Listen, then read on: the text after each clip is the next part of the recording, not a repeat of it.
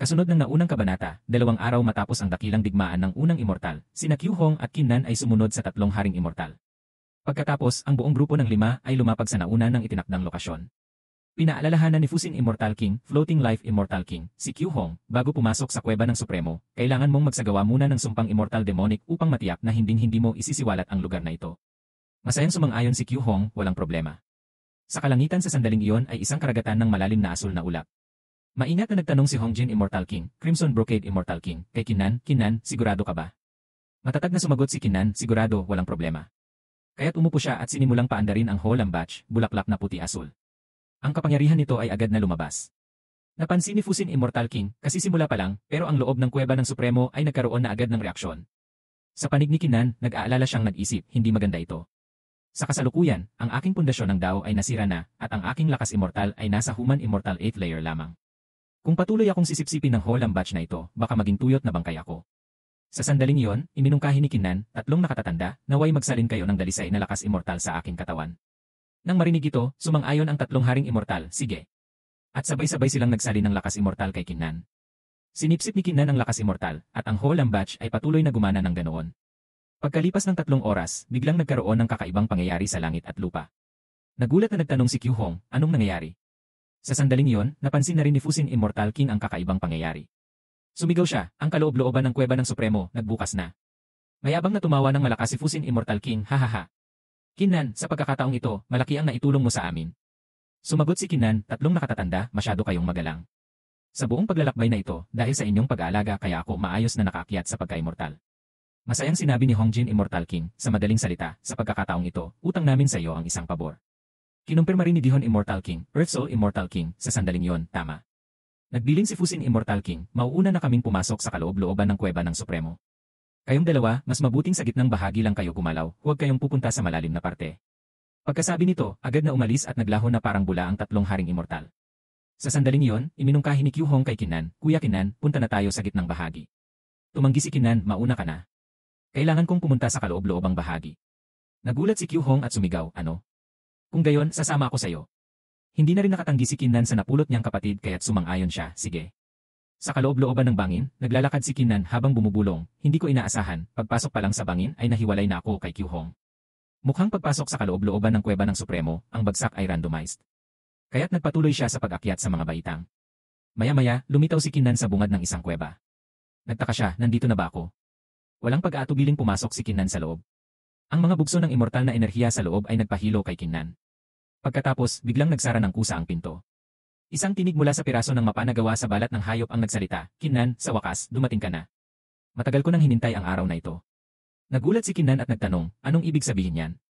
Hindi ba't sinabi mo noon na pagkatapos kong umakyat sa pagka-immortal, maaari ko nang muling buuin ang kanilang mga kaluluwa at buhayin sila? Sumagot ang lalaki sa piraso ng mapa na gawa sa balat ng hayop, ang totoo, ang paraan para muling buuin ang kanilang mga kaluluwa ay palaging nasa aking mga kamay. Kung gusto mo, gamitin mo ang kristal ng kamatayan, Death Crystal, sa iyong dagat ng kamalayan, Sea of Consciousness, para ipagpalit. Sumagot si Qinnan, mukhang lahat ng sinabi mo noon ay panloloko lamang. Ang tunay mong layunin ay makuha ang kristal ng kamatayan na nasa akin. Muling nagsalita ang nasa kabilang panig, huwag mo akong tingnan ng ganyan. Sa pagkakataong ito, pagkatapos mong umakyat sa pagka-immortal, siguradong napansin mo na rin na ang iyong pinagmulan ay hindi simple. Hayaan mong sabihin ko sa iyo, ang kristal ng kamatayan sa iyong dagat ng kamalayan ay tunay nang iniwan ng iyong nakaraang buhay. Kung i-refine mo ito, maaari kang muling bumangon, at ang pagwalis sa siyam na kalangitang immortal na lupain, 9 Heavens Immortal Realm, ay maliit na bagay lamang. Ngunit ang 2 babaeng iyon ay mamamatay ng tuluyan, wala nang pagkakataong mabuhay pa. Gayunpaman, kung ibibigay mo sa akin ang kristal ng kamatayan, malalaman mo ang paraan para iligtas sila. Alin ang pipiliin mo? Sumagot si Qinnan, hindi na kailangang magsalita pa. Handa akong ipagpalit ang kristal ng kamatayan para sa paraan upang mailigtas sila. Pero tandaan mo ito, kung sa pagkakataong ito ay maglalakas loob ka pang lokohin ako, hinding-hindi ako titigil hanggat hindi tayo nagkakamatayan. Tumawa ng malakas ang nasa kabilang panig, haha, katawa-tawa. Para sa 2 walang kwentang babae, hindi ka nang hinayang na ibigay ang ganyang kahalagang bagay. Talagang hindi ako nagkamali ng tingin. Ang plano noon, sa huli, ay sa akin pa rin palaasa para makumpleto. Ang Diyos ng digmaan, War God, na yon, tinawag ka pa niyang aking Panginoon, Inoy Lord Wuzhu. Ilang beses ko siyang pinayuhan, naglakas loob pa siyang kumontra sa akin. Hindi ka karapat-dapat na magmay-ari ng apoy na kristal ng kamatayan, Flaming Death Crystal, na ito. Pagkasabi nito, iwinasiwas niya ang kanyang kamay, at ang kristal ng kamatayan ay hinugot mula sa ulo ni Qinnan. Muling nagsalita ang lalaki, napakabuti. Nakakapanghinayang lang na ang Diyos ng digmaan na iyon ay laging nag-ingat sa akin, hindi ko alam kung saan niya itinago ang walang may-aring mapa, ownerless map diagram. Napaisip si Kinan, kakaiba, kanina nang umalis ang kristal ng kamatayan sa aking dagat ng kamalayan, bakit parang naramdaman kong parang hinugot ang aking kaluluwa? Nagpatuloy ang nasa kabilang panig, ito na ang gusto mo.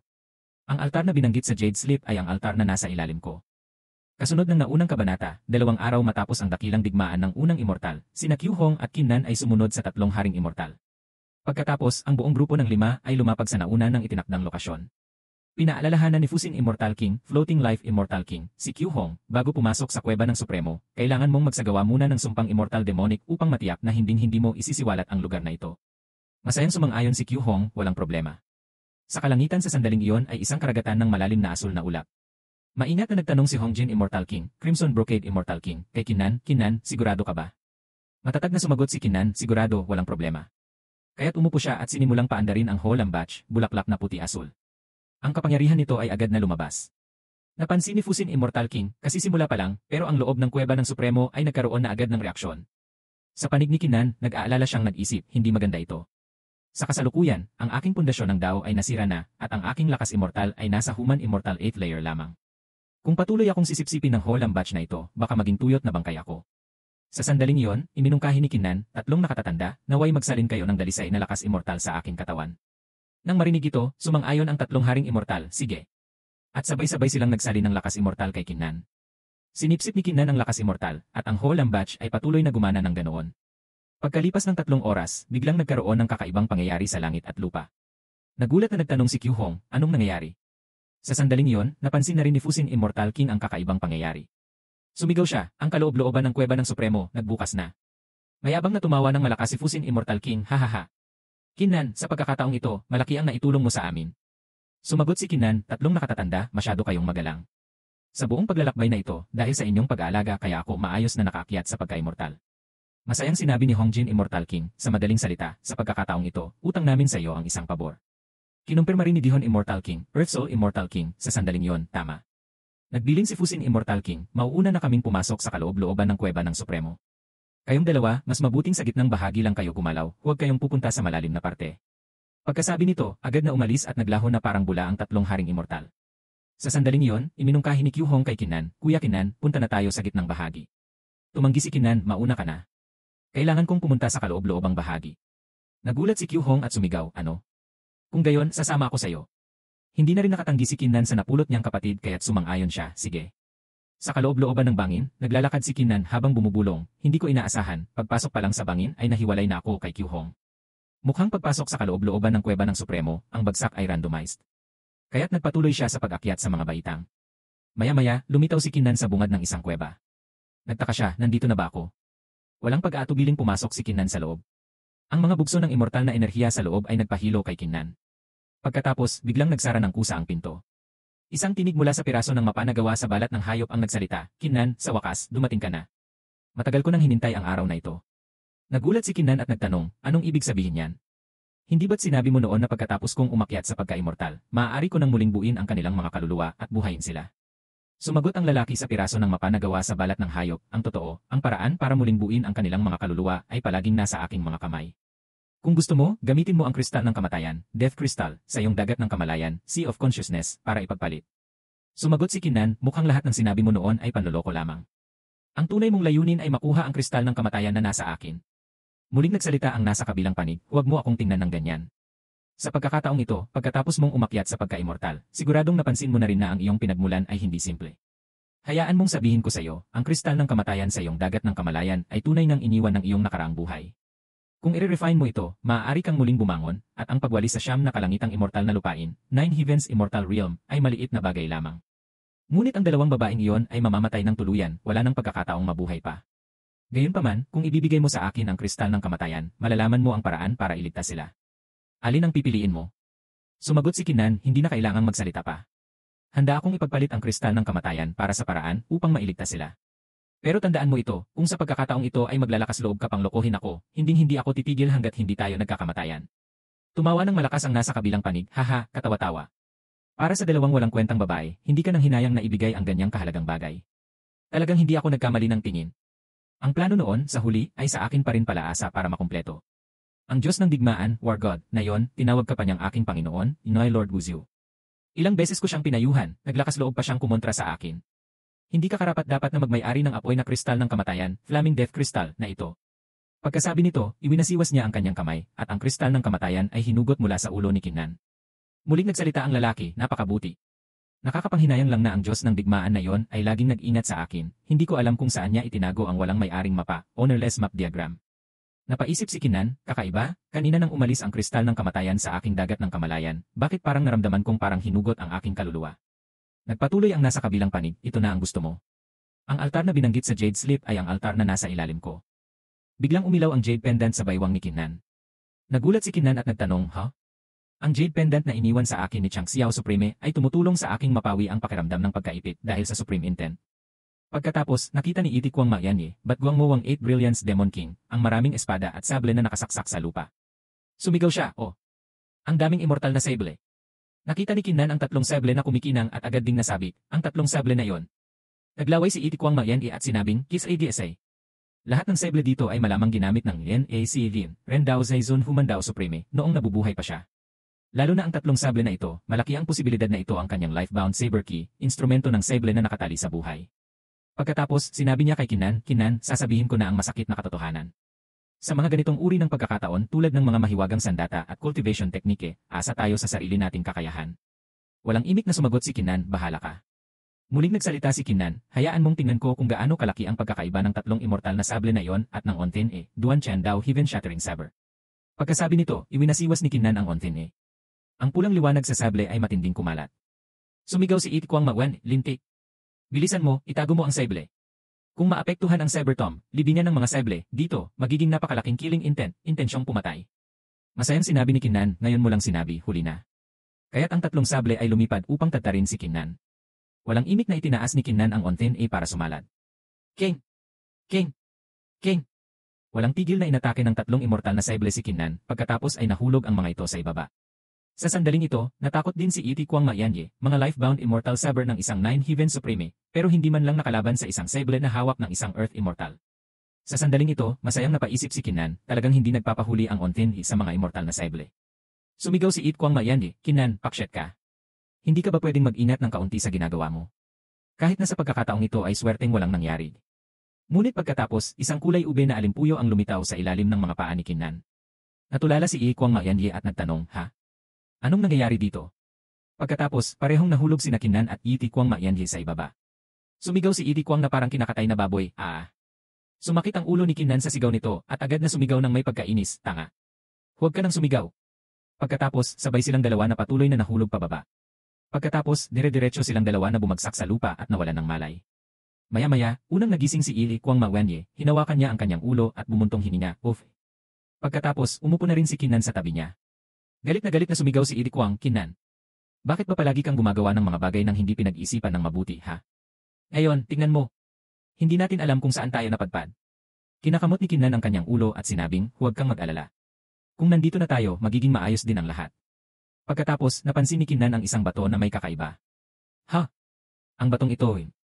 Sa kanyang isipan, may kaugnayan kaya ito sa kakaibang bato na puno ng mga marka ng espada at nagsasalita ng wika ng tao sa Ying Moi Tiren Fa Wei Can Diloles Desolate Land. Kaya't ginamit ni Kinnan ng Chin Mies Chai Ane, Zenshen Zaitong Battle God's Pupil para obserbahan. Agad na natulala si Kinnan. Ha? Anong nangyayari? Bakit ang aking kamalayan ay hinihigop ng batong ito? Masayang sumigaw si Iti Kwang Mawen, Ito ang si Elie, Zaizon Shai Supreme Stone. Nakapunta pala tayo sa pinakamalalim na bahagi ng palasyong ito. Nagulat si Kinnan at nagtanong, Li Vien. Masayang sinabi ni Iti Kwang Mayanyi, ang si Lin ay isang uri ng bato na nabuo mula sa ebolusyon ng langit at lupa pagkatapos mamatay ng isang supreme. Sa loob nito ay may kaunting kalooban ng Supreme. Hanggat mauunawaan natin ang Ren Dao Fu Human Dao Talisman, sa Lin na ito, makikita natin ang kabaong ng Lin, at magkakaroon pa ng pagkakataong makuha ang Supreme Inheritance. Naintindihan na rin ni Kinnan sa sandaling iyon, ganun pala. Pagkatapos, inasal niya ang kasama, hindi ko alam kung sino ang kanina pa nagrereklamo na dinala ko siya sa lugar na kahit ibon ay ayaw dumapo. Nahihiyang nagdahilan si Iti Kwang Mayanyi, Kanina, nag-aalala lang ako. Sa kanyang isipan, ang swerte ng batang ito ay talagang laban sa langit.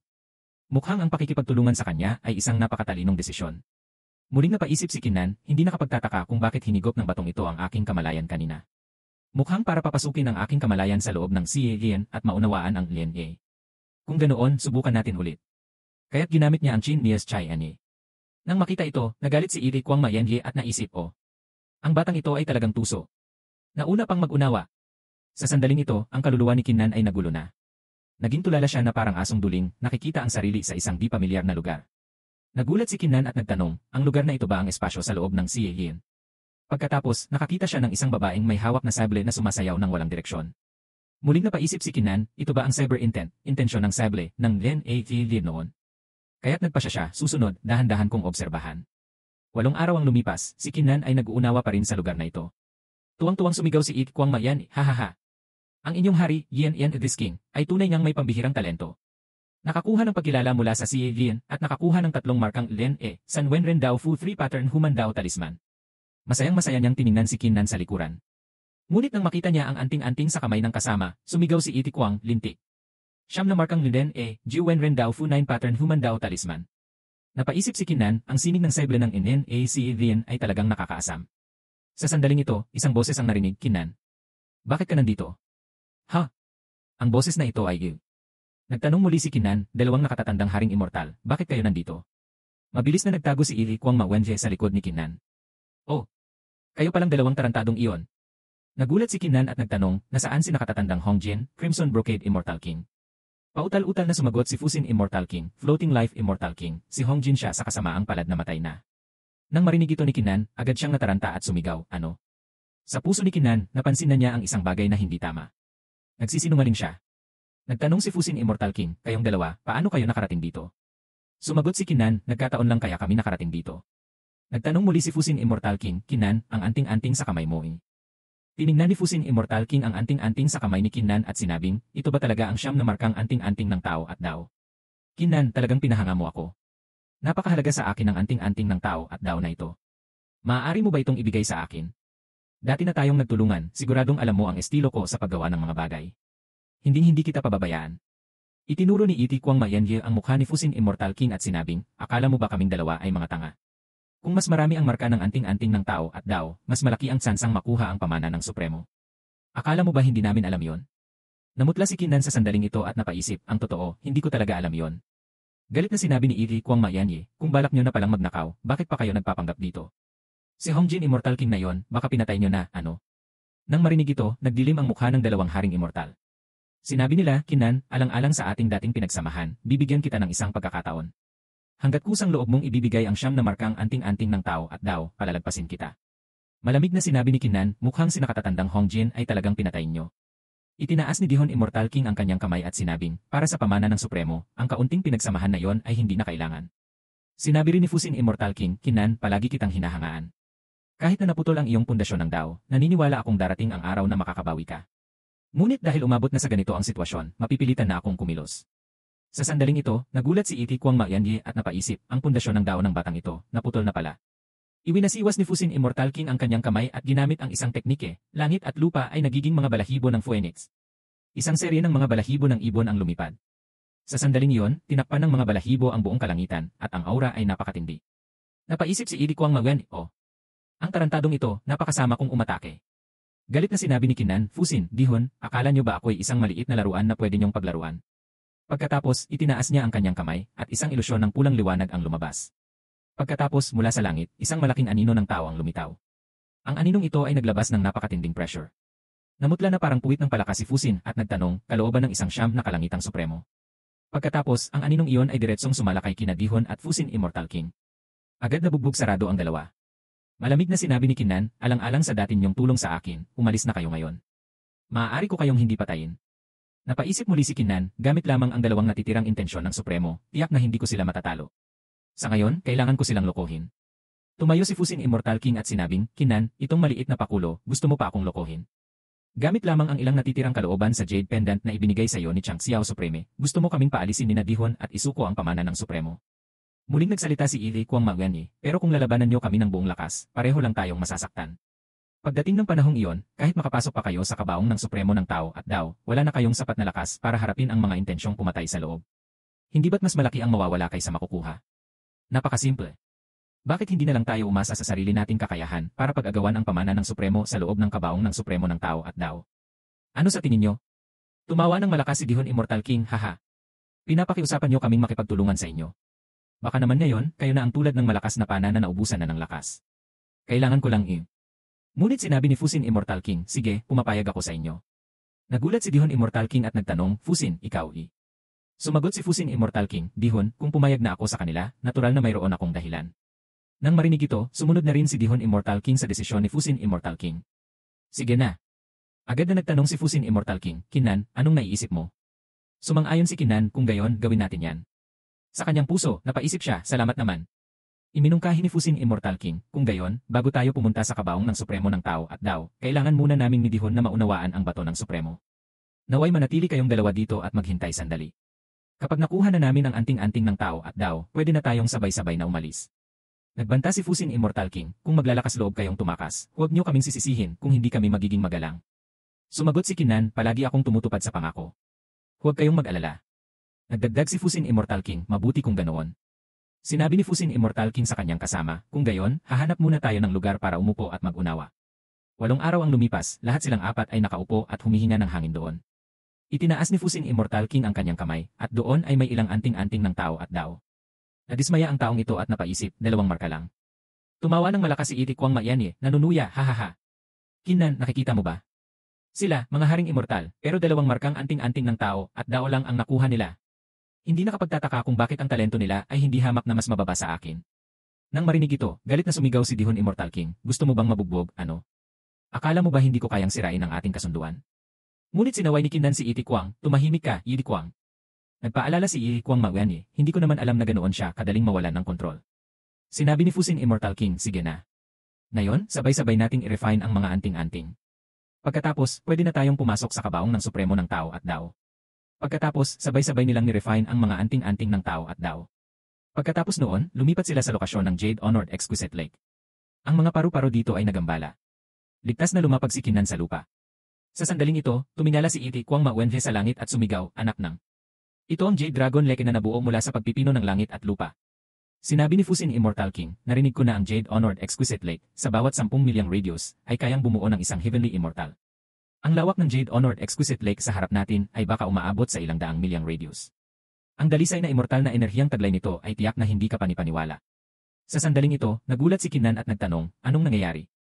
Bakit ako tinatawag ng walang may-aring mapa na pumasok sa Jade Honored Exquisite Lake? Mayroon kayang bagay sa lawang ito na may kaugnayan dito.